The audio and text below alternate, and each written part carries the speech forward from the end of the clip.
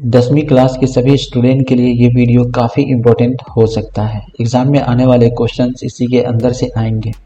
ये भूगोल का सबसे पहला चैप्टर है संसाधन और विकास। उससे मैंने 20 क्वेश्चंस को क्रिएट किया है जो एग्ज़ाम में पूछे जा सकते हैं। तो ये हमारा क्लास का सीरीज चल रहा है। भूगोल का पूरा चैप्टर बाय चैप्टर MCQ होगा, जिसको आप याद करके कंफर्म कर लीजिएगा। तो आप 2 नंबर और 1 नंबर के क्वेश्चंस को आसानी से सॉल्व कर पाएंगे। तो ये वीडियो आप सभी सेंटर कैंडिडेट स्टूडेंट के लिए काफ़ी इम्पोर्टेंट है। तो ये वीडियो को देखिए, शेयर कीजिए, लाइक कीजिए और सब्सक्राइब कीजिए। तो चलिए आज का सबसे पहला क्वेश्चन स्टार्ट करते हैं। संसाधन की सबसे सही परिभाषा क्या है? संसाधन की सबसे सही परिभाषा क्या है? पहला है ऑप्शन ए, प्रकृति में उपलब्ध वस्तु जो मानव आवश्यकताओं को पूरा करे और तकनीकी रूप से सुलभ हो। तीसरा है केवल प्राकृतिक वस्तु, केवल खनिज वस्तु। जब भी आपके क्वेश्चन में केवल वाला होगा तो उसको आप काट देंगे, वो सही नहीं होगा। ठीक है, उसको सीधा ऐसे क्रॉस कर दें, सीधा ऐसे क्रॉस कर दें। तो ये केवल कोई भी चीज़ें नहीं होती हैं। शायद किसी क्वेश्चन में केवल का ऑप्शन सही होगा, अदरवाइज सब गलत ही रहता है। तो संसाधन की सबसे सही परिभाषा क्या है? तो इसमें प्रकृति में उपलब्ध वस्तु हो सकता है, लेकिन इसमें पूछ रहा है कि सही परिभाषा क्या है। तो अगला कुछ देख लेते हैं, जो मानव आवश्यकताओं को पूरा करे और तकनीकी रूप से सुलभ हो। तो ये हमारा बिल्कुल मैच कर रहा है। तो बी का आंसर नंबर बी इसका बिल्कुल करेक्ट हो जाएगा। ठीक है, answer number B is the right answer. Now आप लोग चलते हैं नेक्स्ट क्वेश्चन की तरफ। तो ये आपका 2 नंबर में भी काम कर जाएगा कि संसाधन की परिभाषा लिखे।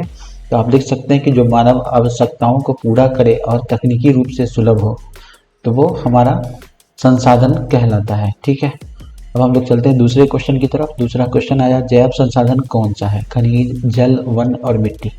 जैव संसाधन, जैव का मतलब होता है कि जिससे जितने भी जिंदा लोग हैं। ठीक है, तो क्या खनिज से सिर्फ जिंदा रहेंगे? नहीं।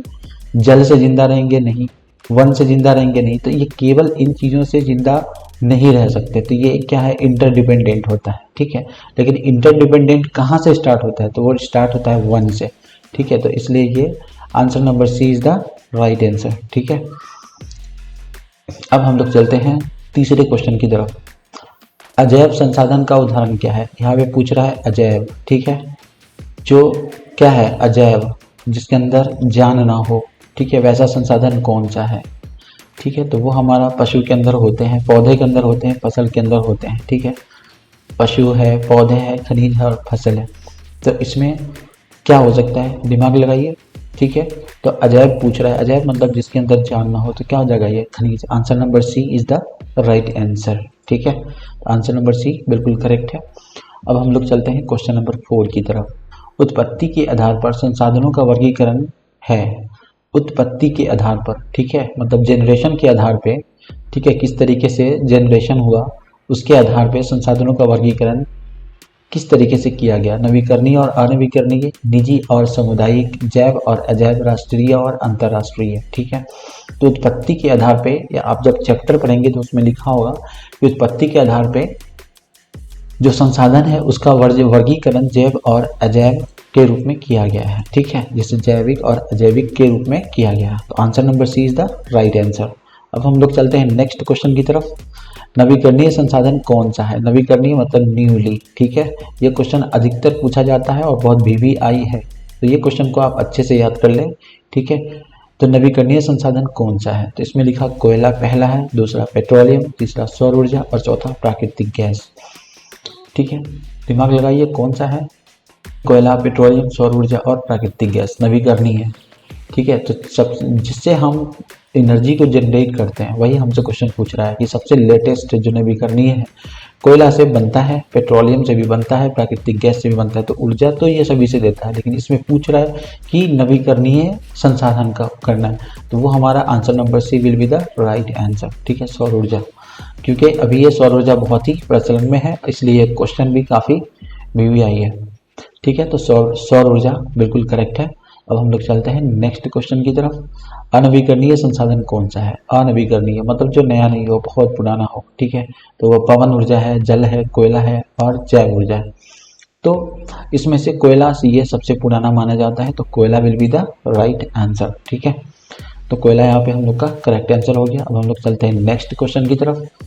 जिन संसाधनों की मात्रा और गुणवत्ता ज्ञात हो कहलाते हैं। जिन संसाधनों की मात्रा और गुणवत्ता, क्या बोल रहा है, मात्रा, ठीक है, दूसरा गुणवत्ता, ठीक है, जिसका गुण और मात्रा सब कुछ पता हो उसको हम लोग क्या कहेंगे। संभावित तो हो नहीं सकता क्योंकि हमें पता है, विकसित हो सकता है, भंडार और आरक्षित, ठीक है। तो ये जिसकी मात्रा और गुणवत्ता दोनों ही पता हो जाए तो answer number B will be the right answer of this question, ठीक है। तो answer number B will be the right answer. विकसित संसाधन होगा जिसकी मात्रा और गुणवत्ता पता होगा, वैसा संसाधन जिसकी मात्रा और गुणवत्ता पता हो उसको हम लोग विकसित संसाधन कहते हैं, ठीक है। अब हम लोग चलते हैं क्वेश्चन नंबर 8 की तरफ। क्वेश्चन नंबर 8 में क्या बोला है, जो संसाधन पाए तो जाते हैं पर उपयोग में नहीं लाए जाते, ठीक है। ये संसाधन पाए जाते हैं लेकिन उपयोग में नहीं लाए जाते, वो कौन सा है, विकसित, भंडार, संभावित और निजी। इसमें कौन सा आंसर होगा आप लोग चेक कीजिए, ठीक है। कौन सा होगा, विकसित संसाधन, भंडार, संभावित और निजी संसाधन। जो संसाधन पाए तो जाते हो पर उपयोग में नहीं लाए जाते हो, ठीक है। भंडार किया, उपयोग में हो गया। विकसित बहुत इंपॉर्टेंट होता है। निजी आपका उपयोग में ऑलरेडी है, तो एक ही ऑप्शन बचता है, संभावित संसाधन। तो answer number C will be the right answer, ठीक है। संभावित संसाधन will be the correct answer. अब हम लोग चलते हैं नेक्स्ट क्वेश्चन की तरफ। हाइड्रोजन ऊर्जा किस श्रेणी में आती है, ठीक है। हाइड्रोजन ऊर्जा, तो ये हाइड्रोजन है, जब आप चैप्टर पढ़ेंगे तो उसमें बहुत ही क्लियर वे में समझिएगा कि हाइड्रोजन से हम लोग किस तरीके से ऊर्जा को जनरेट करते हैं या उसको किस तरीके से श्रेणी की में, कैटेगरी में उसको बांटा जाता है, ठीक है। तो अगर मौका मिला तो मैं बहुत अच्छे से डिटेल में भी इस चैप्टर को पढ़ा सकता हूँ, ठीक है। फिलहाल अभी आपके लिए यही इंपॉर्टेंट मैंने समझा तो मैं ये वीडियो को क्रिएट किया हूँ, ठीक है। तो हाइड्रोजन ऊर्जा किस श्रेणी में आती है, विकसित संसाधन। विकसित संसाधन का मतलब जिसमें गुणवत्ता हो और उसका ये हो, तो हाइड्रोजन का तो पता है लेकिन ये इसके अंदर मैच नहीं करेगा क्योंकि ये जो है हाइड्रोजन की बात कर रहा है। तो भंडार, स्टॉक, बिल्कुल नवीकरणीय संसाधन और निजी संसाधन, तो इन सब में से answer number B will be the right answer, ठीक है। क्योंकि हाइड्रोजन भंडार अवस्था में पाया जाता है और उसे जनरेट किया जाता है, ठीक है। तो answer number B will be the right answer of this question, ठीक है। Now next question. गांव का चरागाह किस प्रकार का संसाधन है। गांव है, ठीक है, गांव में चरागाह है जिसपे बहुत सारे लोग क्या करते हैं, अपना अपना जानवरों को चराते हैं या फिर अपने जीवन से रिलेटेड अपनी ज़िंदगी जीने के लिए उनको जो भी चीज़ों की ज़रूरत होती है तो वो क्या करते हैं, वहाँ पे जाकर के अपना काम करते हैं, ठीक है। तो वैसे चारागाह को हम लोग क्या कहते हैं, तो चरागाह किस प्रकार का संसाधन है, तो चरागाह वर्ड को याद रखिएगा कि गाँव का चरागाह किस प्रकार का संसाधन है। तो निजी, राष्ट्रीय, निजी नहीं हो सकता, ठीक है, राष्ट्रीय नहीं हो सकता, अंतर्राष्ट्रीय नहीं हो सकता, सामुदायिक ये हो जाएगा, ठीक है। क्योंकि गांव की बात करें, गांव से मैच कर लीजिए सामुदायिक को, तो answer C will be the right answer, ठीक है, सही हो गया। अब हम लोग चलते हैं क्वेश्चन नंबर 11 की तरफ। भारत में नदियाँ किस प्रकार के संसाधन हैं। भारत में नदियाँ किस प्रकार के संसाधन हैं, ठीक है। ये कई बार पूछा गया है क्वेश्चन, तो ये भी VVI है, इसको आप रिकॉर्ड करें। तो यहाँ पे नदी की बात कर रहा है तो नदी हमेशा राष्ट्रीय लेवल पे होता है, तो answer number C will be the right answer of this question, ठीक है, सी, ठीक है, सी आंसर सही है। ये राष्ट्रीय, भारत में नदियाँ किस प्रकार के संसाधन है, तो राष्ट्रीय संसाधन इसको माना जाता है, ठीक है। आते हैं हम लोग नेक्स्ट क्वेश्चन की तरफ। 200 समुद्री मील के बाहर के संसाधन होते हैं, ठीक है। तो जब आप ये पढ़िएगा डिटेल में तो उसमें लिखा होगा कि 200 समुद्री मील के बाद जो है, ठीक है, वो जो कब्जा नहीं होता है, ठीक है, किसी भी गवर्नमेंट का, वो अंतर्राष्ट्रीय बन जाता है, मतलब इंटरनेशनल बन जाता है, ठीक है। राष्ट्रीय सिर्फ 200 तक होता है और 200 के अंदर होगा तो राष्ट्रीय, 200 के बाहर अगर बात करता है तो वो अंतर्राष्ट्रीय हो जाता है, ठीक है। तो इसमें पहले से ही ये आंसर लिखा हुआ है, नो प्रॉब्लम। तो answer number D will be the right answer of this question. चलते हैं हम लोग नेक्स्ट क्वेश्चन की तरफ, ठीक है। संसाधन नियोजन का मुख्य उद्देश्य है। संसाधन नियोजन, ठीक है, नियोजन क्या होता है आपको पता है, ये नियोजन वर्ड, ये सब चीज़ों को समझिए, ये क्वेश्चन बहुत इंपॉर्टेंट है, अधिकतर आपको पूछा जाएगा, ठीक है। नियोजन का मतलब ही होता है मैनेजमेंट, ठीक है, उपाय। नियोजन का हिंदी भाषा में समझा जाए तो उपाय। तो संसाधन का उपाय का मुख्य उद्देश्य क्या है, अधिक दोहन, संसाधनों का संरक्षण, संसाधनों का विवेकपूर्ण उपयोग या निर्यात बढ़ाना। ठीक है। तो संसाधन में कभी भी उपयोग की बात की जाती है तो वो आंसर आपका बिल्कुल करेक्ट हो जाएगा, ठीक है। तो answer number C will be the right answer, ठीक है, ऑफ दिस क्वेश्चन।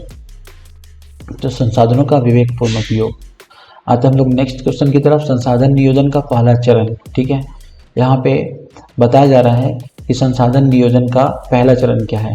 किसी भी संसाधन को आप जब कलेक्ट करते हैं, उसका उपाय करते हैं, सबसे पहला चरण क्या है जो सबसे पहले आपके माइंड में आता है, तो होता है क्या, संसाधन की पहचान, ठीक है, क्रियान्वयन, योजना बनाना, मूल्यांकन। तो इन चारों में कौन सा ऑप्शन सही है बताइए। क्रियान्वयन नहीं होगा, संसाधन की पहचान, तो answer number B will be the right answer, ठीक है। आंसर नंबर बी, संसाधनों की पहचान, ठीक है। अब हम लोग चलते हैं नेक्स्ट क्वेश्चन की तरफ। अधिक सिंचाई से भूमि क्षरण होते हैं। अधिक सिंचाई से भूमि क्षरण होते हैं।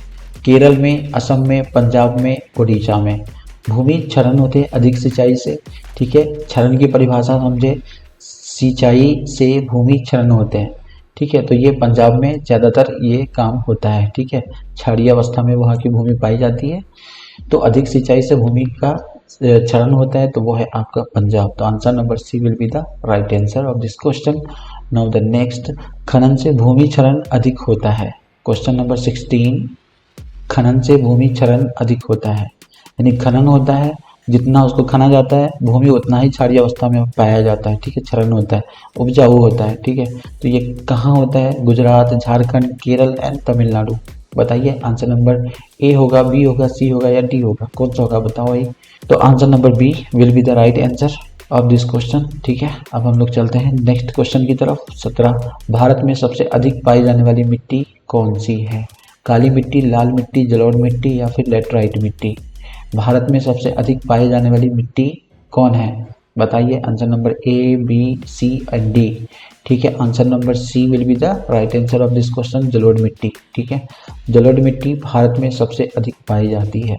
अब हम लोग चलते हैं नेक्स्ट क्वेश्चन की तरफ। काली मिट्टी को कहा जाता है कौन सा, काली मिट्टी को कौन सा मिट्टी कहा जाता है, इसको याद करने वाला क्वेश्चन है, इसको याद कर लीजिएगा। काली मिट्टी को कहा जाता है खादर, बांगर, रेगर एवं भाबर। तो ये सब चीज़ें जो है जहाँ से मिट्टी शुरुआत होती है, पढ़िएगा डिटेल में तो आपको समझ आएगा। बहरहाल आप ये समझ लीजिए कि काली मिट्टी को रेगर मिट्टी कहा जाता है, ठीक है। तो answer number C will be the right answer of this question. Now come on the next, लाल मिट्टी का लाल रंग किस कारण होता है। लाल मिट्टी का लाल रंग किस कारण होता है, ठीक है। इसमें आपको बहुत सारे खनिज दिए में, एल्युमिनियम, तांबा, लोहा, मैग्नीशियम। तो answer number C will be the right answer. लोहा के कारण मिट्टी का रंग लाल होता है, ठीक है। लोहा के कारण मिट्टी का रंग लाल होता है, यही आपका ये आंसर है। अब हम लोग चलते हैं आज के लास्ट क्वेश्चन के लिए। बहते जल से बनी गहरी नलियाँ कहलाती हैं। बहते जल से बनी गहरी नलियाँ कहलाती है मैदान, घाटी, गली और पठार। बताइए ए, बी, सी कौन सा होगा भाई। बहते जल से बनी गहरी नलियाँ कहलाती है घाटी, मैदान, गली या फिर पठार। तो ये जल की बात है और बह रही है, तो मैदान नहीं हो सकता क्योंकि बहते जल की बात है, घाटी भी नहीं हो सकता, गली पॉसिबल है, पठार इम्पॉसिबल है। तो ये गली will be the right answer of this question.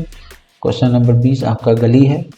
तो ये रहे आज के 20 के 20 क्वेश्चन जो कि बहुत इंपॉर्टेंट है।